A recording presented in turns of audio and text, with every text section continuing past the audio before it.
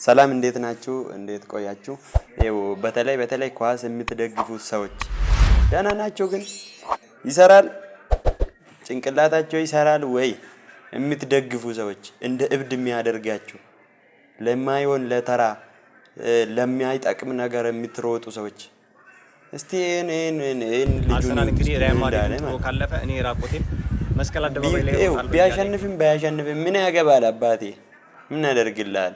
እኔ እንደ ወንድም ልምከርህ እንደ ወንድም ልምከርህ ብራዘር፣ ስራ ፈት ይሄን ከምታይ አንድ ስራ ፈጥረህ ብትሰራ ያኔ ትልቅ ድርጅት ይኖራል ነበር። እሺ ቢያንስ ራስህን መለወጥ ላይ ብትሰራ ጥሩ ነው።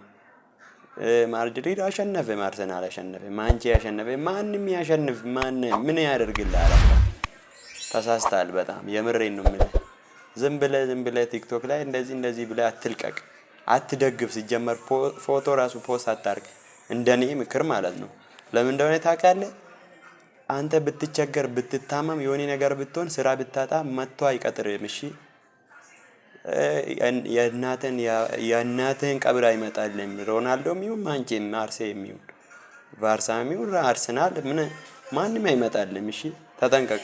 ይሄን ከምታረግ የሆነ ስራ ብትፈጥር ይሻላል። እሺ ብራዘር፣ እንደ ወንድም ልምከርህ። በጣም ይቅርታ ከተወጣው